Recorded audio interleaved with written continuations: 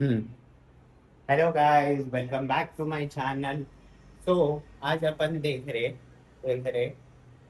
क्या बोलते सो दसो मैं पढ़ा दे कैपिटल बजटिंग। अब उसके मेथड देख रहे तो फर्स्ट मेथड थर्ड जो देख रहे पे बैक पीरियड। पे बैक पीरियड होता क्या कि आप जो इन्वेस्टमेंट लगाए प्रोजेक्ट में, कुछ भी प्रपोजल में, किस में भी आप इन्वेस्टमेंट लगाए, कितने साल में वही पैसा आपको रिटर्न मिल रहा। तो वो करने के लिए अपन क्या बोलते हैं, पे बैक पीरियड बोल के निकालते कि मेरा इन्वेस्टमेंट इतना था, मेरे कैश फ्लोज इतने आए और मेरे को कितने साल में मिला। सो फर्स्ट दो प्रपोजल्स है अपने पास जिसमें में सेम कैश फ्लोस एक है और डिफरेंट कैश फ्लोस का एक है। Okay, so when cash flows are even, तो कैश फ्लोस जब भी इवन रहते हैं आपको, तो आपको क्या करना है, initial investment divided by annual cash flows. Initial investment 6 lakh, 6 lakh divided by 1,50,000। 6 lakh divided by 1,50,000 बोले तो 4 ईयर 4 साल में आपको आपका इन्वेस्टमेंट मिल गया आप लोगों को। ओके।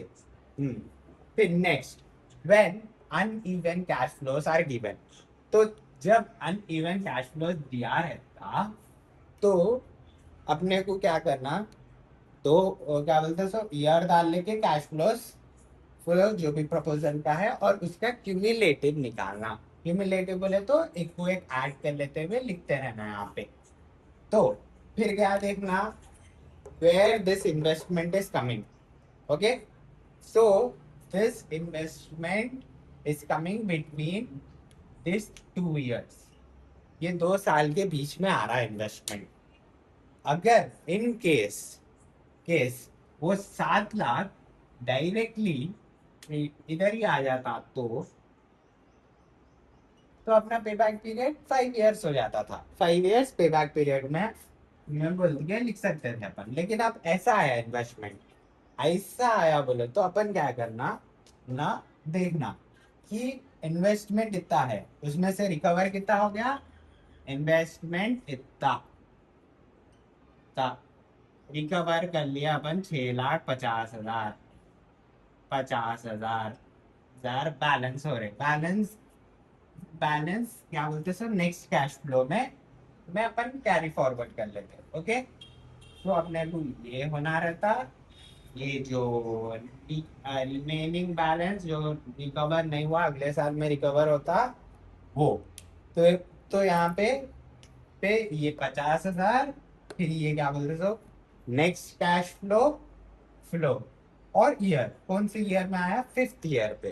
फिफ्थ ईयर में आया अपने को, अपना इन्वेस्टमेंट रिकवर हुआ थोड़ा बहुत। तो रिकवर, तो इसको इसको लिखेंगे रिकवर ईयर। सो एक्चुअली इसका कोई फॉर्मूला नहीं है बट अगर इनकेस आपको मालूम है, if you know, please let me know in the comments.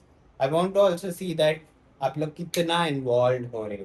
Okay, 5, balance आया 50 और कैश फ्लो है 1,50,000। तो अभी क्या करना ना, सेम कैंसिलेशन करे तो 1/3, 1/3 को अगर डिवाइड करे तो 0.33 आ रहा आंसर।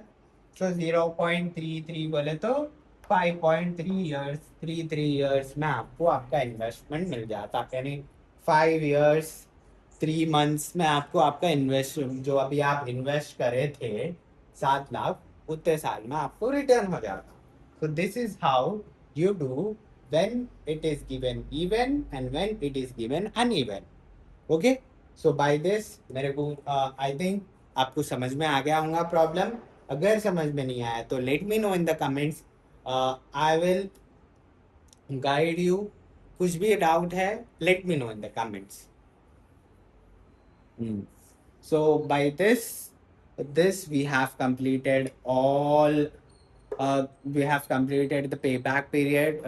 Next अपन करेंगे